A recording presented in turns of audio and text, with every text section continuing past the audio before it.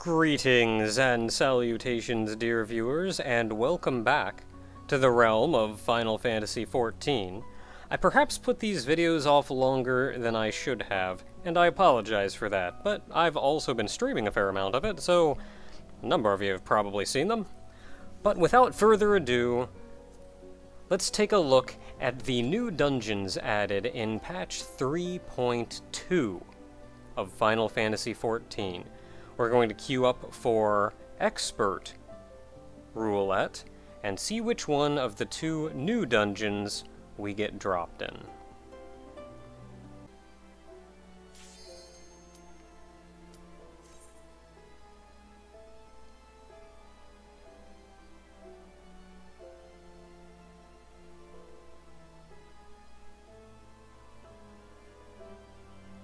Our turn is up, and away we go.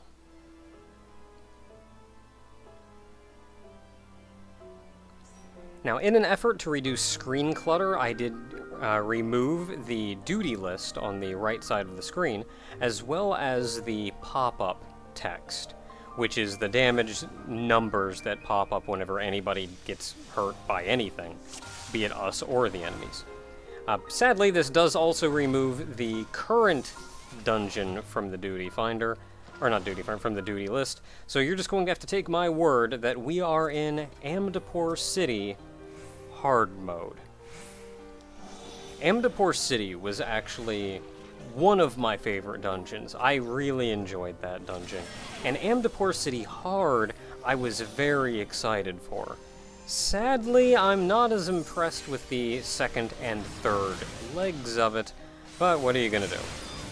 Typically, the tank will grab the scarab beetle and haul it down to the unfortunate eggs that serve as a barrier, where in the next room you have to kill all of the standing enemies before the gate opens, letting you move on. Of the enemies here, nobody does anything of terrible note. Scarab Beetle has I think a ram attack that's single target, rhino attack that's single target. The crawlers have a thread attack, as well as a sticky thread, as well as poison breath. I believe both of them put down conal AoEs, so you shouldn't be getting hit by either of them. Once those are dead, two gremlins burst through the door chasing you down. The gremlins act very much the same as they act in Amdapor City normal. They can cast Fire too, which is a circular AoE, so be aware of that. And they can still talk bad things about you and make you feel sad. And I believe it can still be solved by soothing your teammate. The tank will generally grab them, haul them down to the crawlers just below, and you can take down all of them at once.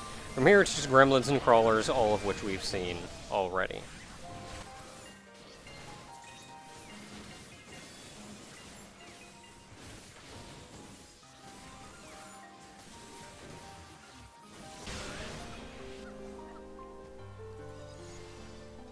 Now, at this point, there are two different strategies you can do depending on how big a pull you feel like doing. And that's that you see there's a gremlin, or two gremlins, and a scarab beetle just down here at the bottom. If you don't want to do a big pull, you can just kill them where they stand and then move on to the unfortunate egg wall. However, if you feel like big pulls are in, kill the unfortunate egg wall first, and at about 25% HP, you'll see the butterflies flutter away, and you'll be joined by 2 to 3 to 4 of those butterflies. And if you really want a nice big pull, go ahead and keep attacking the second unfortunate egg wall, and once you get it down to about 25%, more butterflies will show up. And then you're going to be dealing with not only the two gremlins and the beetle, but also some 4 or 5, I can't count, moths. The moths, as far as I can tell, don't do anything of too terrible note, so I wouldn't worry about them too much. Their numbers are the bigger concern here.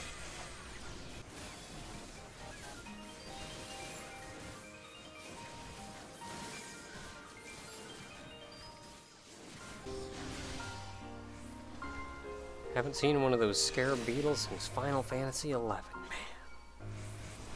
With them done, we're actually moving up to our first boss.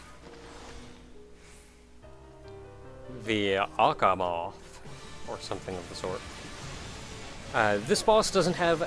It's not terribly complicated. You can very easily fudge over your teammates by ignoring one very key mechanic, but that aside, there's not a lot going on.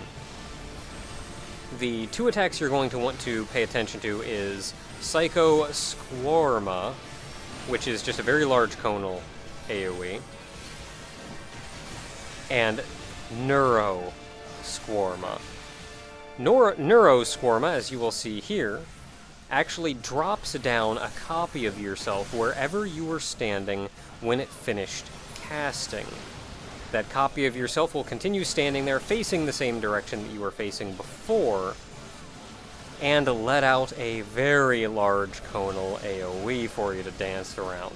It will do this AoE twice before fading away. So what you want to do, and as you saw many of us didn't, is run up near the edge of the arena and face away, as I do here. Wait to take damage before you turn around, and then everybody's conals will be pointing off to the edge of the arena and be no threat whatsoever. Now, as you see Jojo there, targeted by something, a mist will appear and will slowly close in on that person. Now, at this point, you can run laps around the arena and eventually wear it out and it'll disappear all on its own. However, you lose so much DPS over, or anything for that matter, over that period of time, that it's honestly easier to just ram into it and trigger it. Just try not to ram into it and trigger it when it's right next to everybody else. And once you do that, it'll poo down a very large pit of acid, pile of acid that you can see there off to the right. Just as long as you put that where nobody's going to be anytime soon, just spit it down, eat the damage, run back, beat on boss. And for the most part, that's the fight. Those are our techniques. You gotta worry about the green poo, the Psycho Squarma, and don't stand in the large conal. And that's about it. With the Psycho Squarma, again, just an emphasis of wait. Normally, you're okay as soon as the cast bar finishes to turn around and run back. With this one, give it just a little more time and wait until you actually get hit by it before running back. That is boss 1 down. And we can now head into the white tower as opposed to the black tower we went in normal mode. Within, you'll see a number of large circular platforms. On these platforms, you're going to have to fight a couple dudes, such as the Rift Dragon here, which the Rift Dragon has a lot of HP, so feel free to pop a few cooldowns on him, but I wouldn't go all out. But what you're going to want to do here is grab all of the enemies in this area when they spawn and drag them into the light. Once they're standing in the light, you see them light on fire as they are, and they actually take a damage down, vulnerability up, and slow status effect. Just better all around. With him dead, there are now 2 Amdapor Corpse and a... I can't read that last one, but regardless, the Amdapor ones are healers, white mages, and the last one is a black mage. The white mage ones have a large AoE they poo down on themselves, which is holy, and then the black mage one has, I think, flare or some such, which is another large AoE, but it puts it down on one of you. I've seen it go back and forth as to what the tank prefers you focus on first, but I tend to go after the white mages first if given the option. Now, wandering back and forth between this platform and the next is the Void Monk, another returning foe from Final Fantasy XI. I'm sure everyone is very pleased to see. This one's got a little more meat behind him, so feel free to go a little more all out on him. Same deal, haul him into the light, light himself on fire. I think he hits a little bit harder, and he's got Water 3, which is an AoE he can place down on everybody else. Next platform, Similar to before, we've got one black mage dude over there and a couple dusty eyes. The dusty eyes are typical Ahriman. They don't actually do anything of note, though. I think they just cast thunder a bunch. Pull them into the light, hammer them down.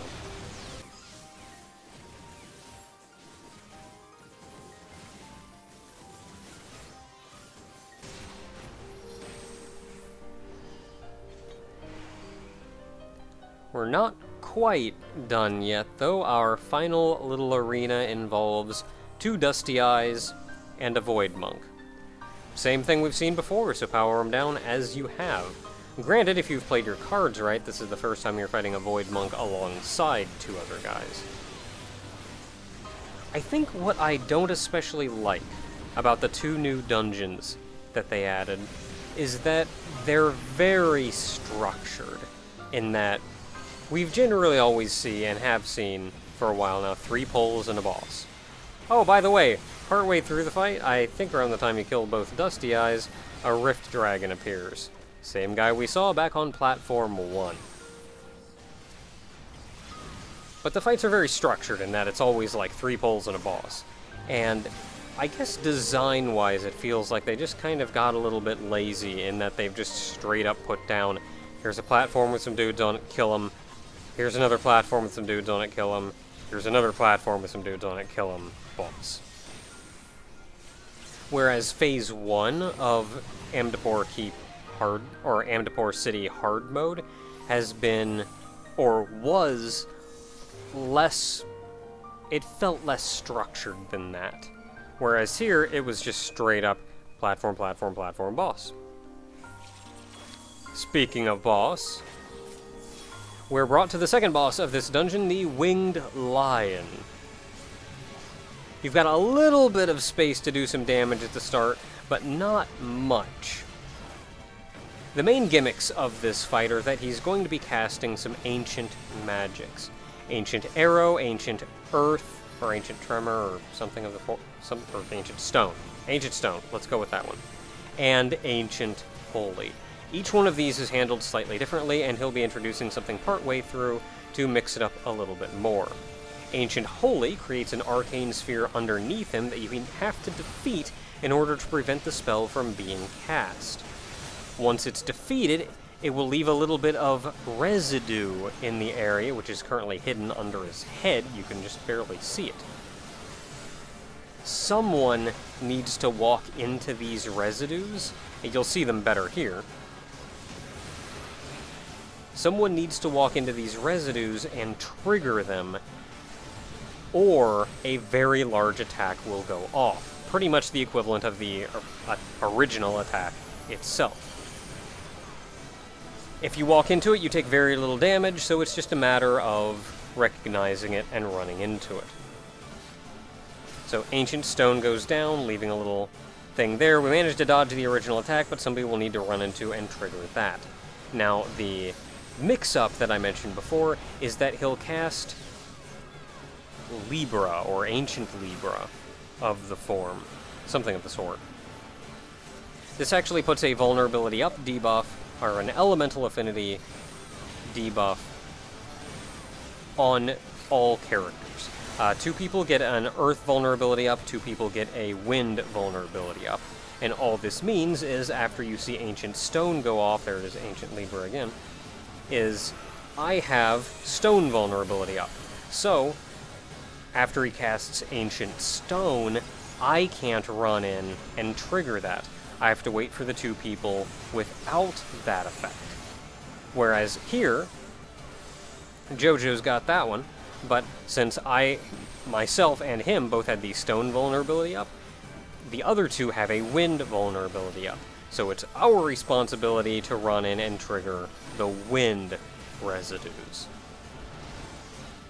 And that's about it for the fight. Partway through, you saw him cast Ancient Holy again. He spawned 2 ads. Kill the arcane sphere in the middle before killing the ads. And as long as everybody's running into the things, or running into the residues, they do very little damage. But that's the fight. Generally not that complicated. Run into the residues, kill the ancient thing. Pay attention to which Libra effect you have on you, and don't kill yourself. If you run into one of those effects while you have the, like, stone, if you run into stone while you have stone vulnerability up, it will nearly kill you.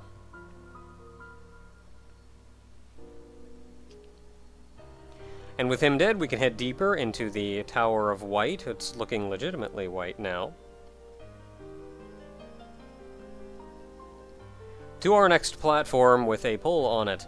This one has 2 clay effigies and a light sprite. There's going to be a light sprite on every one of the platforms that we visit along the ways here, and I tend to focus down the light sprite first. To be honest, I'm not sure why. It seems to just sit there and cast Banish, though it does cast Banish 3, which needs to be silenced, not stunned. But with the light sprite dead, it's just down to the 2 clay effigies, both of which have a very large conal you don't want to stand in. But that aside, they should go down and they don't do anything terribly fancy.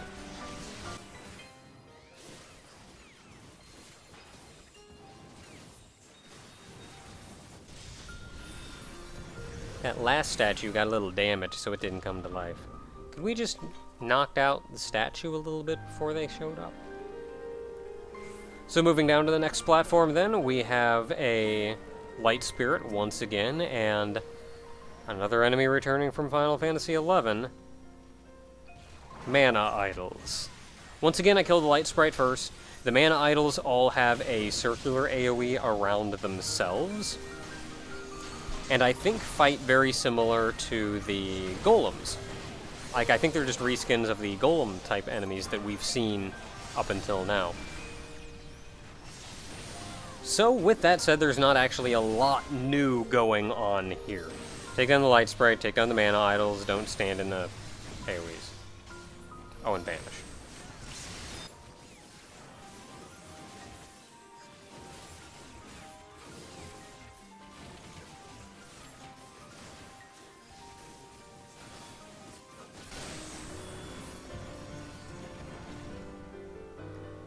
There are also chests. You're generally always moving east, but there are side paths that have little chests at the end of them.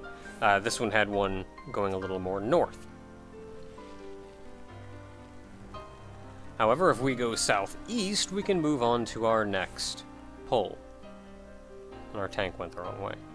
That's okay, he's like never done this before. I think he mentions that this is only the second... This is the first time he's tanked it, and it's only the second time he's ever actually done the... Yeah, there. Only the second time actually doing the dungeon, period. So, I'm not going to hold it against him. Really, I think everybody in this group did really well. They were really on the ball with a lot of the mechanics. Now here, we have the light sprite, once again, and another glorious returning enemy from Final Fantasy XI, 3 mana pots. The light sprite I take down just as always. The mana pots have 2 attacks that you actually want to pay some degree of attention to. They have a single target, kind of dual laser attack that hits, as far as I can tell, some double ray, that as far as I can tell hits somebody randomly. It doesn't aim at the person with hate. And then they also have an AoE around them, as that one looks like he's about to do. That just hits everybody around. It's a little bit painful to do, and there's not a lot of control you have for it. So, just an AoE, it's not even a marked AoE. That's what I was trying to say. It's not a marked AoE, it's just gonna hit everybody. So with the mana pots dead, we can move on to the final boss of the area. Another living statue, but this time it's Karibu. You'll notice Karibu has 2 stacks of a buff that I actually hovered over earlier on that is effectively re-raise. This boss is a healer. She casts regen on herself. As long as she's within this bubble, she will slowly be healed. Not by a great amount. She will also cast Cure 4. As long as everybody in the party stands within this air circle around her, she will not be healed by that Cure 4. She also has a Cure 3, which in phase 1 of the fight, you can't really do anything about it. It's just going to heal her a little bit. And then she has a couple tank busters, Glory, which can be dodged, and I think one other. But hey, we beat the boss! That was pretty easy. Except that she's got 2 stacks of re-rays on her. So she's down to 1 stack of re-rays, and now she's a little more intent on actually killing us. This phase goes exactly like the previous phase, only with a few twists. All of her healing spells now not only heal her, but hurt you. So there's Regen, which now hurts you when you stand within that circle. She has 2 different Cure 4s, one of which was put the marker down around her that you just need to get the crap away from her, and she still has her other Cure 4, where you just want to all group up next to her. Cure 3 now puts AoEs around each of us, and we want to not only not hit her with it, but not hit each other with it. And honestly, that Cure 3 leads me to believe that in Phase 1, she gets healed due to how many people are close to her. Like there was an AoE around all of you that you just couldn't see. I have nothing to back up this theory, and I guess we're just gonna fight her in the regen pool. But hey, we beat her! Except that she had another stack of re-rays. And that brings us to the final stage of the fight, which is going to be much like the previous phase, only she now also casts Decoy, creating a high Puto that needs to be killed, and this is where she also has the Cure 4 that everybody just needs to stand in order to negate. She still has the other Cure 4, so be aware. I feel like they should have come up with a different name for that instead of just having 2 different Cure 4s. That just seems weird to me. There's another decoy. Now you'll notice that this decoy, the black one, is actually latched onto a party member instead of latched onto her. It is tethered onto a party member, and you can steal that tether off someone else. So say if it's latched onto your healer, I'll try to go in and take it off so I get to take the brunt of the damage that thing is spitting out. There's your other Cure 4. So just get away from her for the moment and be ready to go back in. Now also recall that because her life bar is effectively 3 times the size that you see, your limit break will do proportionally more damage than you think it will. So feel free to use it a bit early. That should end the fight. Now our tank, who's not only played this dungeon once or twice, but also hasn't played the game at all for a while, really just wants a little bit more information about how he's doing, so I'm gonna stick around and talk to him for a little while. But that is Amdapor City Hard Mode. Until next time, everyone.